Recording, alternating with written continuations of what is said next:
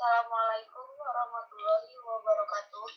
Nama saya Syafri dari Manajemen Angkatan 2018. Saya akan menjelaskan beberapa materi tentang inventory atau bisa disebut juga dengan persediaan.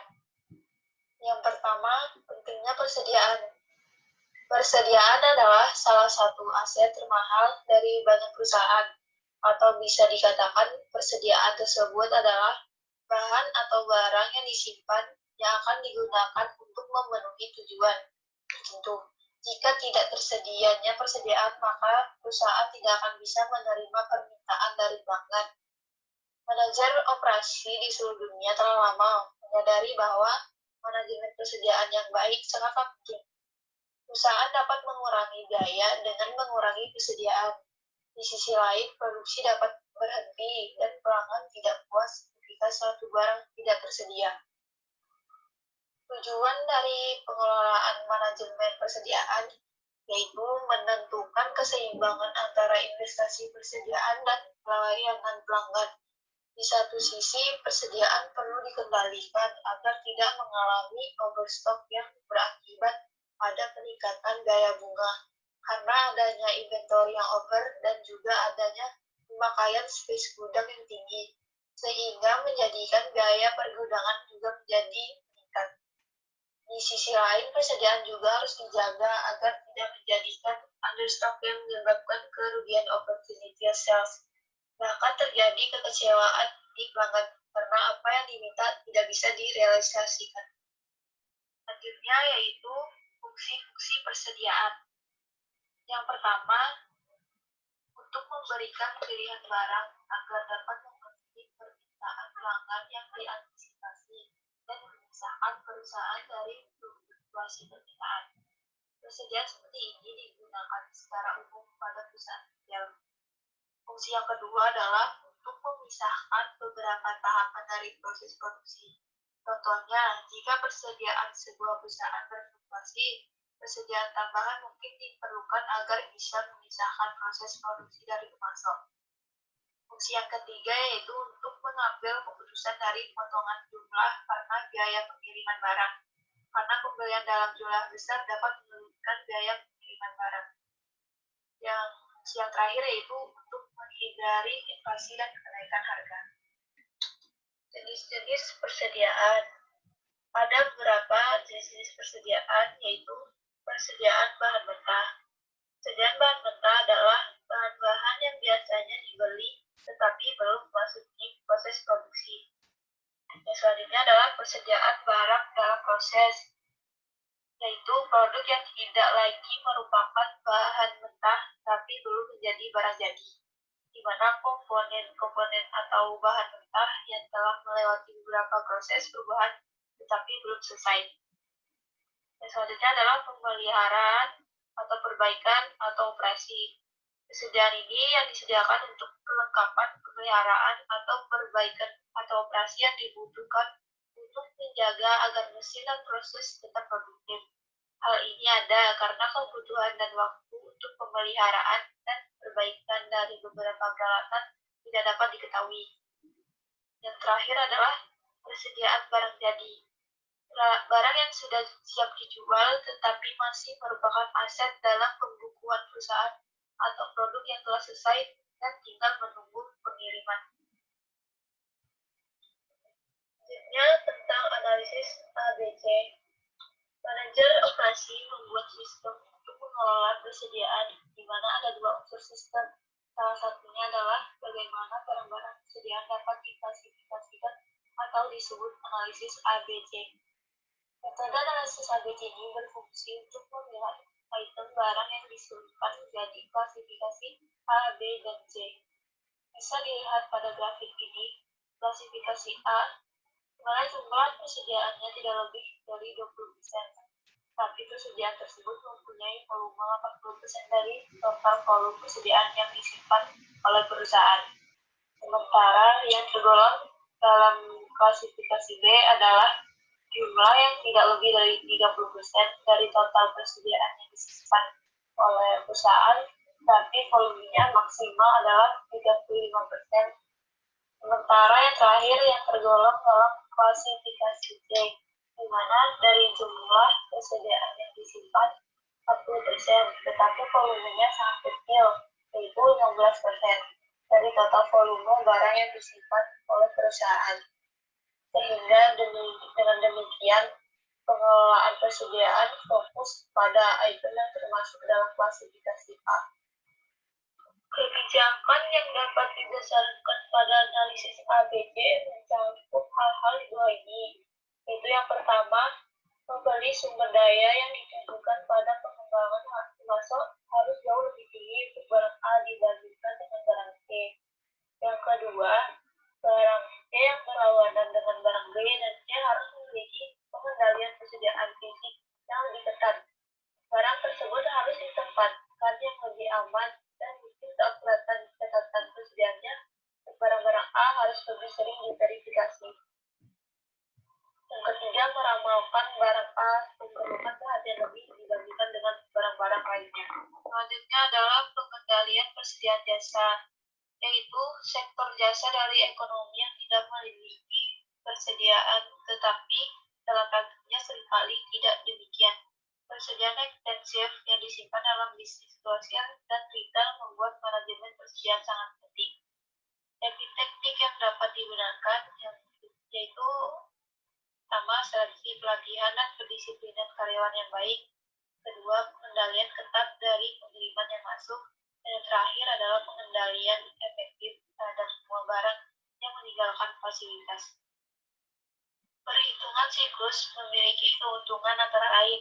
Yang pertama, menghindari penutupan dan penghentian produksi yang sangat diperlukan untuk inventaris fisik tahunan. Yang kedua, menghilangkan penyesuaian persediaan tahunan. Yang ketiga, audit keakuratan persediaan dilakukan oleh karyawan yang terlatih. Yang keempat, memungkinkan penyebab identifikasi dan tindakan. Yang selanjutnya adalah pengendalian persediaan jasa, yaitu sektor jasa dari ekonomi yang tidak memiliki persediaan, tetapi dalam praktiknya seringkali tidak demikian. Persediaan ekstensif yang disimpan dalam bisnis penting. Teknik-teknik yang dapat diutamakan. Kedua, pengendalian ketat dari pengiriman yang masuk. Dan yang terakhir adalah pengendalian efektif terhadap semua barang yang meninggalkan fasilitas. Bismillahirrahmanirrahim. Assalamualaikum warahmatullahi wabarakatuh. Perkenalkan, nama saya Eri Kurniawan, berasal dari kelompok 5. Baiklah, di sini saya akan menjelaskan mengenai permintaan independen dan permintaan dependen. Model persediaan dibedakan menjadi dua, yakni yang pertama, model persediaan untuk permintaan yang independen. Permintaan yang independen merupakan permintaan terhadap suatu produk tidak berkaitan atau tidak bergantung dengan permintaan untuk produk lainnya. Model persediaan ini dibutuhkan untuk menentukan kapan dan seberapa banyak dibutuhkan untuk dijadikan persediaan. Model-modelnya meliputi, yang pertama, model kuantitas pesanan ekonomis, atau disebut juga Economic Order Quantity atau EOQ dasar. Yang kedua, model kuantitas pesanan produksi. Yang ketiga, model diskon kuantitas. Yang kedua yaitu model persediaan untuk permintaan yang dependen. Permintaan yang dependen merupakan permintaan terhadap suatu produk yang berkaitan atau tidak bergantung dengan permintaan untuk produk lainnya. Selanjutnya, biaya-biaya dalam persediaan. Terdapat beberapa istilah biaya dalam model persediaan yang perlu dipahami, yakni sebagai berikut. Yang pertama, holding cost. Holding cost yaitu biaya yang ditimbulkan oleh penyimpanan persediaan dalam gudang pada periode waktu tertentu, termasuk pula di dalamnya biaya asuransi, biaya penyusutan, biaya bunga, dan lain sebagainya. Yang kedua, ordering cost. Ordering cost yaitu biaya yang ditimbulkan oleh adanya kegiatan pemesanan persediaan dalam sekali pesan, misalnya seperti formulir, suppliers, proses pemesanan dan administrasi selama bahan atau barang belum tersedia untuk diproses lebih lanjut. Yang ketiga yaitu setup cost. Setup cost yaitu biaya untuk mempersiapkan mesin atau produksi, untuk membuat suatu pesanan atau biaya-biaya yang dibutuhkan untuk melakukan penyesuaian atau biaya-biaya yang dibutuhkan untuk melakukan penyesuaian pada saat bahan atau barang diproses. Secara prinsip, setup cost adalah order cost pada saat bahan telah atau sedang diproses. Pada banyak kasus, setup cost sangat berkorelasi dengan setup time, atau setup time dapat dieliminasi dengan inovasi mesin dan perbaikan standar bahan baku. Assalamualaikum warahmatullahi wabarakatuh. Nama saya Nadia Febrianita. Saya dari kelompok 5. Saat ini saya akan menjelaskan tentang model-model persediaan untuk permintaan independen. persediaan ini dibutuhkan untuk menentukan kapan dan seberapa banyak dibutuhkannya persediaan.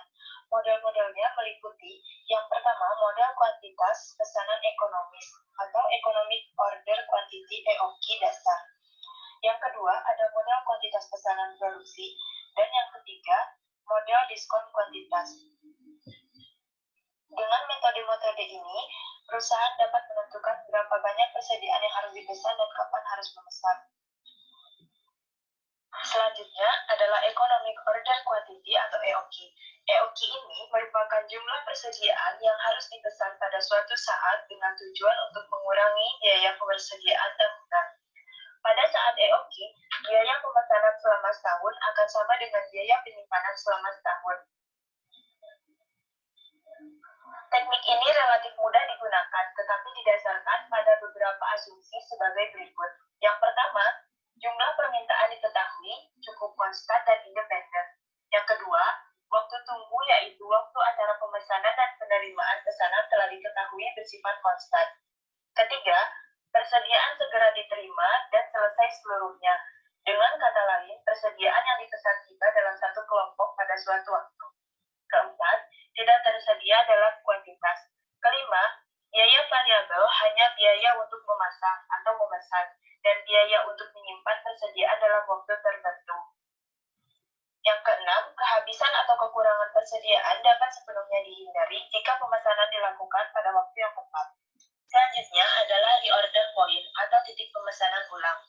ROP ini adalah waktu di mana persediaan mencapai titik di mana dilakukan pemesanan kembali.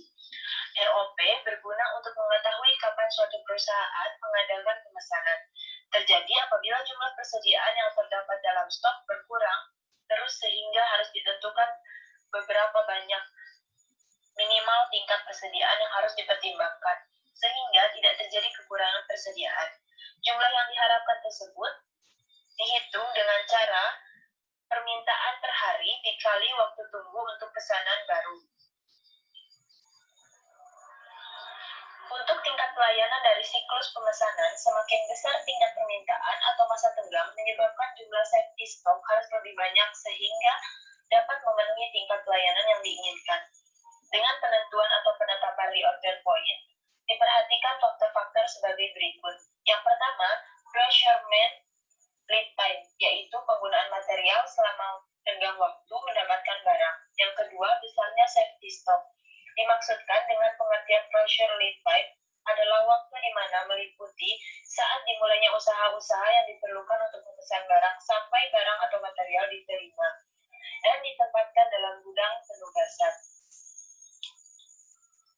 Selanjutnya, model persediaan umumnya bertujuan untuk meminimalkan biaya.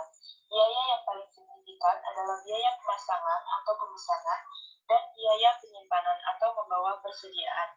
Maka jika biaya pemasangan dan penyimpanan dapat diminimalkan, maka total biaya juga dapat minimal. Yang pertama, di sini ada rumus untuk mencari biaya pemesanan tahunan, yaitu dengan cara permintaan tahunan dibagi jumlah unit dalam setiap pesanan, lalu dikali biaya pemasangan per tahun. Yang kedua, ada rumus untuk mencari biaya penyimpanan tahunan dengan cara kuantitas pesanan dibagi 2 dikali biaya penyimpanan per tahun. Lalu selanjutnya, untuk mencari EOQ-nya atau jumlah optimal untuk unit per pesanan dengan cara akar dari 2DS per H. Assalamualaikum warahmatullahi wabarakatuh. Perkenalkan, nama saya Fibiola Amanda. Saya dari kelompok 5 akan menjelaskan tentang mengaplikasikan model kuantitas pesanan produksi. Model ini dapat digunakan dalam 2 situasi. Yang pertama adalah saat persediaan mengalir atau menumpuk secara berkelanjutan selama suatu waktu setelah pesanan ditempatkan atau saat unit-unit dihasilkan dan dijual secara serempak. Dalam kondisi ini, kita memperhitungkan tingkat produksi harian atau aliran persediaan dan tingkat persediaan harian. Karena sesuai untuk lingkungan produksi, model ini biasanya disebut model kuantitas pesanan produksi. Kemudian kita lanjut kepada cara mengaplikasikannya. Kali ini kita ngambil contoh soal dari buku. yaitu Nathan Manufacturing, membuat dan menjual penutup poros roda khusus untuk pasar purna jual mobil eceran.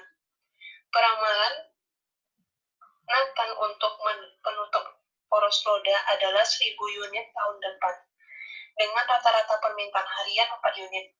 Namun demikian, proses produksinya paling efisien pada 8 unit per hari. Jadi, perusahaan tersebut menghasilkan 8 unit per hari, tetapi hanya menggunakan 4 unit per hari. Perusahaan ingin mengetahui jumlah optimal unit per pesanan. Dengan catatan, pabrik tersebut akan menjadwalkan produksi penutup poros roda hanya seperlunya 250 hari per tahun toko beroperasi.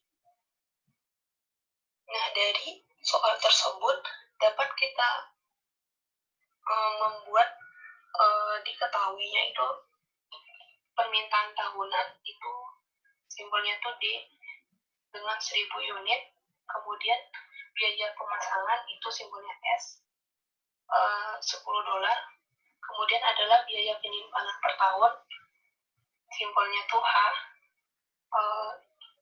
dengan $0,50 per unit, kemudian tingkat produksi harian itu simbolnya P kecil dengan 8 unit per hari, kemudian tingkat permintaan harian itu simbolnya D kecil dengan 4 unit per hari. Kemudian cara menjawabnya itu kita dengan mencari KP-nya itu dengan rumus akar 2DS per H kurung 1 dikurang kurung D kecil per P kecil, lalu tutup kurung. Kemudian kita masukkan tadi yang angka-angka yang sudah diketahui tadi pada rumusnya, kemudian kita akan mendapatkan hasil akar 80.000, dan jika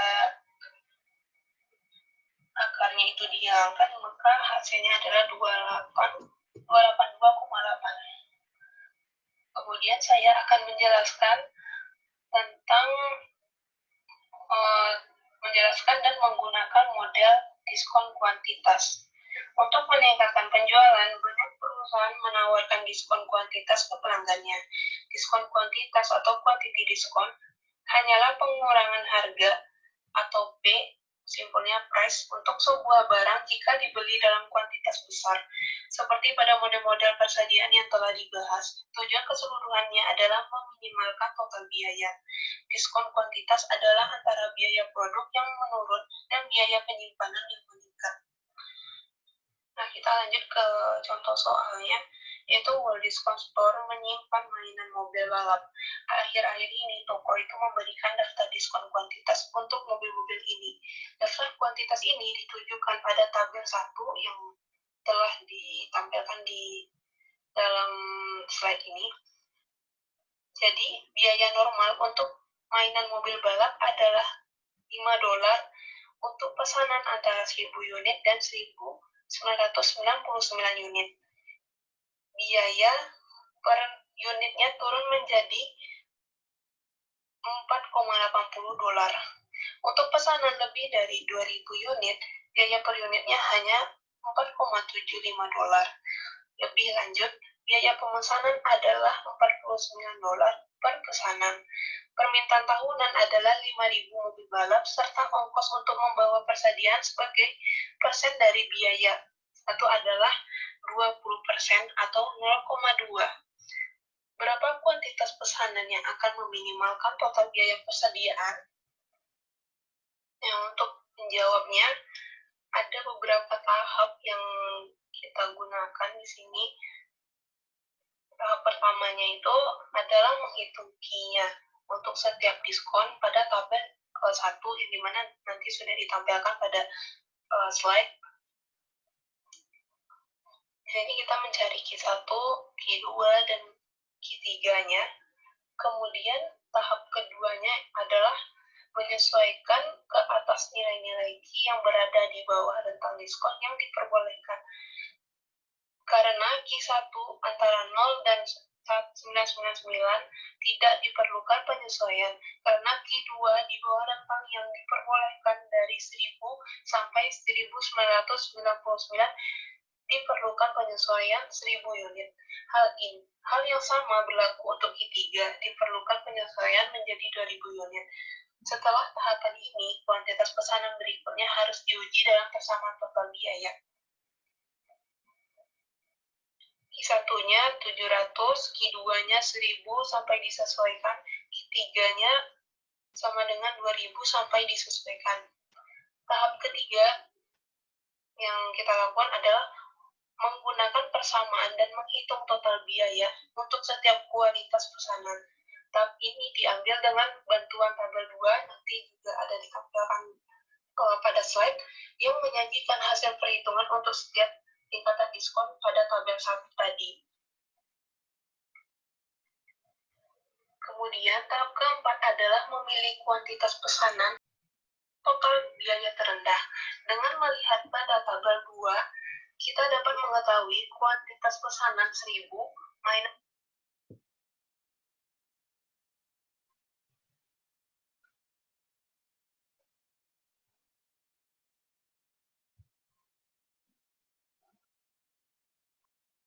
mobil balap akan meminimalkan total biaya. Namun demikian, kita harus melihat bahwa total biaya untuk memesan 2000 mainan mobil balap hanya sedikit lebih besar dari total biaya untuk pemesanan 1000 mainan mobil balap. Jadi, contohnya jika biaya diskon ketiga diturunkan menjadi $4,64, maka kuantitas ini mungkin akan meminimalkan total biaya persediaan.